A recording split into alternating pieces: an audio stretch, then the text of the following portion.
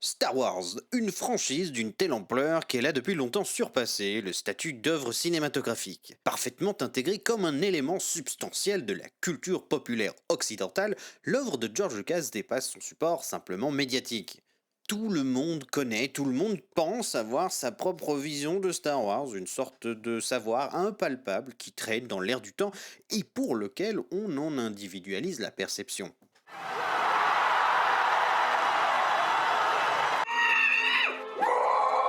Pour certaines et certains, Star Wars, c'est l'époque de l'enfance, dans les années 80. Pour d'autres, ce sont les jeux de la Nintendo 64. Et pour, je suppose, 3 ou 4 personnes, c'est l'ISO dans un épisode du Mandalorian. Euh, Depuis George Lucas donc, tout le monde se fait une version à sa sauce et cultive sa vision selon divers formats médiatiques. Les films, les séries, mais aussi les livres, les officiels, et puis ceux de l'univers étendu, les jeux vidéo et je ne sais encore. Et puis, il y a aussi une version radicale, celle de ceux qui s'approprient ou veulent se réapproprier le légendaire en édictant leur version de Star Wars comme la seule et unique version de Star Wars. So they decided they didn't want to use those stories. They decided they were going to go do their own thing. Oh, qu'est-ce qu'il pouvait détester la prélogie, le petit J.J. Abrams, pour lui qui avait grandi avec la trilogie originale. La prélogie, ce n'était plus du Star Wars, c'était plus le Star Wars de son enfance. Et ça, J.J. l'a bien fait comprendre. Il allait revenir à l'atmosphère de la trilogie originale et tenter de faire oublier les vilaines fautes de goût de George Lucas.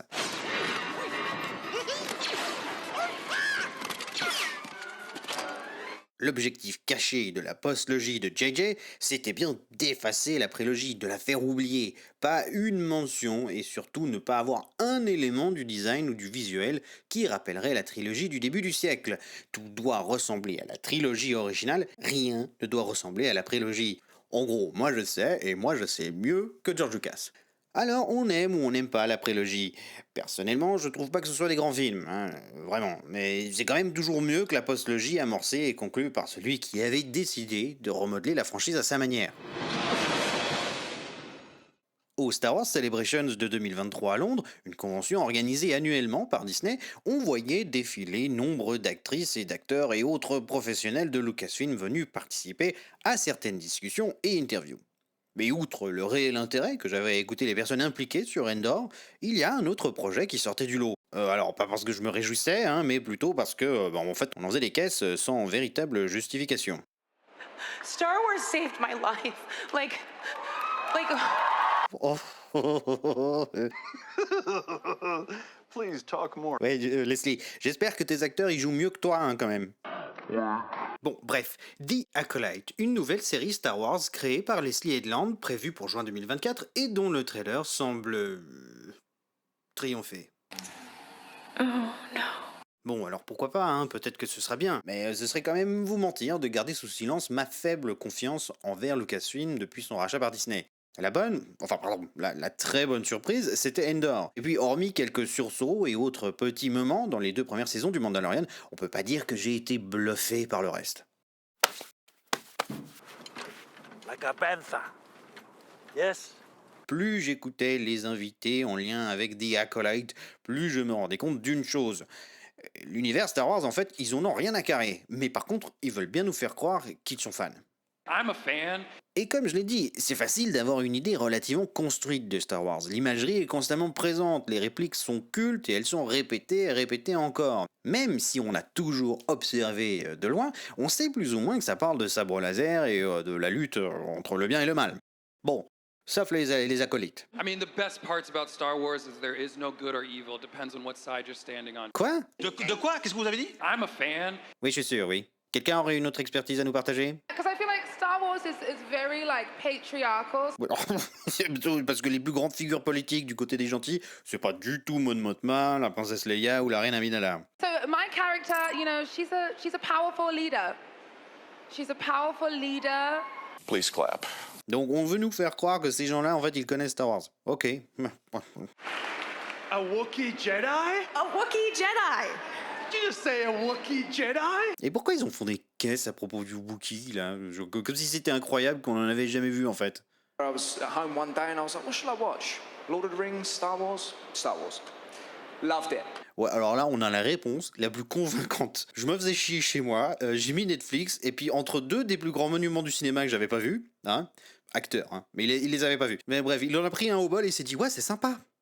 Ouais, c'est sympa. Être acteur dans Star Wars, oui, c'est un rêve devenu réalité, oui, ça je... I'm a fan. I remember on VHS when I was young, I was watching the Mos Eisley streets, and there was Chewbacca, and there was Luke Skywalker drinking blue milk. Ouais, les gars, à aucun moment on a un plan où Luke se balade avec Chewbacca dans les rues de Mos Eisley en buvant du lait bleu. Je sais pas d'où il sort ça en fait, machin, mais le lait bleu, il le boit chez lui, genre chez son oncle en fait, et sa tante, et ça dure 1 seconde. Donc ton vieux souvenir VHS tout pourri, à mon avis, tu confonds avec le mime de Luke qui boit ça quelques décennies plus tard dans le film de merde là. Enfin voilà, ils sont tous super fans. I'm a fan. Enfin ils comprennent rien, mais alors ils sont trop fans. Yes. Il n'est pas compliqué de repérer la même tendance chez à peu près tout le monde. En gros, ils sont tous super fans, super experts, ils ont toujours rêvé de jouer dans Star Wars depuis l'enfance, ça leur a sauvé la vie. Star Wars saved my life. Ouais, une tactique promotionnelle franchement lourde, puisque c'est pas difficile de repérer le pipeau quand c'est le seul instrument de l'orchestre. Quand on compare les interviews des acolytes avec d'autres acteurs pour d'autres séries par exemple, qui pour le coup sont des vrais fans du projet dans lequel ils sont impliqués, bah ça se voit tout de suite. Suffit d'écouter l'actrice de One Piece Emily Rudd parler d'animé, Christopher Lee évoquer sa connaissance de Tolkien, ou encore Henry Cavill parler de à peu près tout ce qui touche à la culture nerd. Et je suis désolé en fait, mais on n'a pas besoin d'être un fan a priori. Viggo Mortensen l'avait clairement dit en interview, il avait jamais lu les livres du Seigneur des Anneaux avant d'être engagé pour tourner dans son adaptation. Pourtant, niveau dévouement et respect envers le projet, on peut difficilement faire mieux. Alors il y a une sorte de symphonie du faux autour de The Acolyte, une série qui compte faire parler d'elle non pas par sa substance, vu le trailer, oubliable et bancal, mais qui cherche plutôt à se révéler à travers sa stratégie de communication. À la manière d'un jingle marketing éhonté, les acolytes chantent le même genre de slogan en boucle. Let me try to talk about this without getting fired or murdered. I'm too afraid to answer this. I feel like we're gonna get in Everyone's trouble. I think we're still confused about what we can share. Leslie is like next level super fan. Seem to know everything about Star Wars. Leslie is the hugest Star Wars fan ever. That woman loves this world so much. Fan.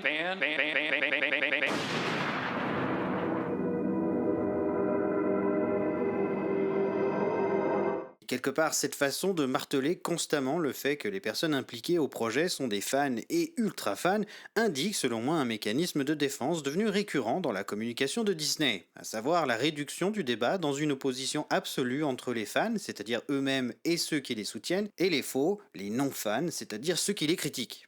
Oh mais regardez, Leslie elle pleure. Il n'est jamais très rassurant de voir des camions militaires bouger à la frontière, mais j'ai bien l'impression qu'on prépare le terrain au cas où ça partirait en couille. Ouais, Disney a enchaîné les flops récemment, et je parle même pas de flops artistiques. Les pertes financières sont plutôt inquiétantes, et la lutte pour gagner de l'influence auprès de l'actionnariat bat son plein. Rien de très surprenant donc de voir l'état-major de Disney s'assurer les arrières en prévision d'un nouvel échec. We keep making the same movie over and over, but suddenly it's not working. Non, chers actionnaires, faites-nous confiance, ceux qui n'aiment pas, c'est pas des vrais, faut pas les écouter. Au final, on sait que pour faire du bon travail, il suffit pas forcément d'être juste un fan. Non, le plus important dans un projet comme une série Star Wars, ce serait surtout de respecter un minimum l'œuvre et la vision de George Lucas.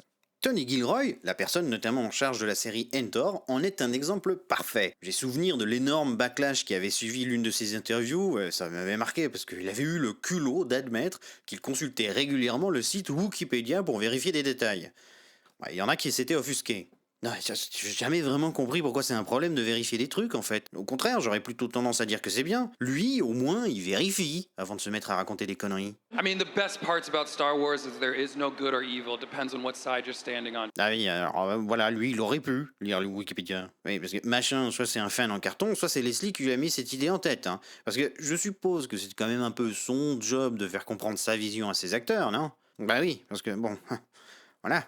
Gilroy, c'est un artiste, un artisan. On lui demande de créer une histoire dans l'univers de Star Wars, et il crée une bonne histoire. Pas besoin d'être fan, il connaît l'écriture, il sait comment captiver son audience en lui exposant un récit riche et efficace. En revanche, il va faire le nécessaire pour aller essayer de comprendre l'univers dans les détails et respecter la vision de George Lucas. Et si ça doit l'amener à consulter Wikipédia, bah c'est bien. We could never, ever be cynical about it. We have to take it more seriously than anybody's ever taken it. Quand les acteurs suivent Gilroy, ils suivent son talent et ils suivent ses compétences. Parce que comme le dit très bien Denise Go. Robert Lantisilio Go. I didn't take the job because it was Star Wars. I took the job because the scripts are insane good. But the work is the thing, and I wouldn't have done it if the writing was really shit. Ah oui. Ça c'est une franchise qui fait du bien. Réciproquement, Denise, c'était pas vraiment une fan de Star Wars à l'origine, hein, mais Gilroy l'a recrutée pour ses talents et ses compétences d'actrice. Alors que bon, la raison avancée par Leslie Headland pour engager Daphne Keane, c'était parce qu'après l'avoir vue dans Logan, elle s'est dit que ce serait cool d'avoir X-23 avec un sabre laser. Ouais, ok, cool.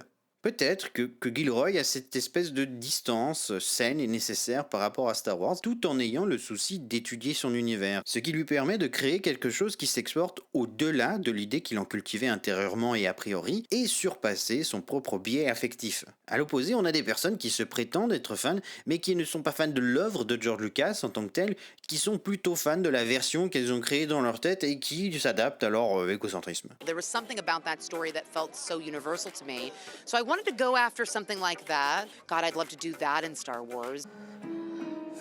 There it goes, wow. Ce Star Wars qu'ils sont finalement les seuls à voir, comme J.J. Abrams, leur Star Wars, pas les thèmes originels qui s'en dégagent, pas les discours universels ou les leçons, non, rien de tout ça. George Lucas, il avait rien compris, c'est mon Star Wars à moi qui est le vrai. Leslie Headland rentre dans cette conception des choses, elle qui aimait en 2019 relativiser l'inspiration artistique de Lucas sur Star Wars en diluant sa prépondérance créatrice. The idea that like only George Lucas holds the key for what we understand to be Star Wars is just untrue. And I think the prequels are an excellent example of that. I mean, ah oui, Leslie n'aime pas le concept critique de la politique des auteurs, c'est-à-dire le fait d'attribuer au créateur, souvent à la réalisation, la majeure responsabilité d'une œuvre. Pour Leslie, Star Wars ne provient pas exclusivement de George Lucas et dans sa forme la plus pure, Star Wars serait le fruit d'une création et d'une représentation partagée. Une philosophie qui lui vient directement de Tonton Harvey. Headland affirme que l'une des plus grandes leçons que lui a apprises Harvey Weinstein est que la réalisation d'un film est un processus entièrement collaboratif. Okay. Ce que vous créez est une combinaison des efforts de centaines et de centaines de personnes. Ah merde, ça me coupe les jambes ça. Comment ça se fait?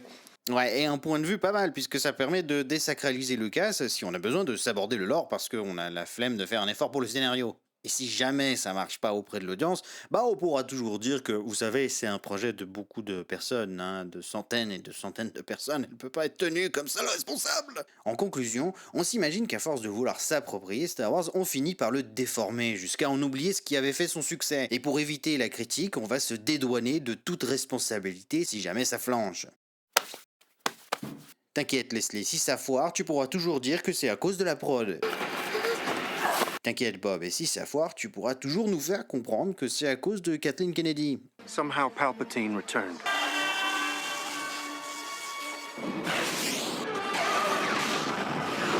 Somehow Palpatine returned. Et t'inquiète Kathleen, si jamais ça foire, bah tu pourras toujours nous dire que c'est la faute de l'amicale de Gina Carano. Voilà, en fait, personne n'est jamais responsable de rien. En tout cas, moi, ce que je pourrais dire à Disney, c'est que si vous êtes autant à court d'arguments que d'idées artistiques, vous pourrez toujours balancer que c'est la faute des fans. Enfin, je veux dire, des faux fans, quoi. Enfin, parce que c'est vous, les vrais fans, après tout. Hein, vous et vos acolytes.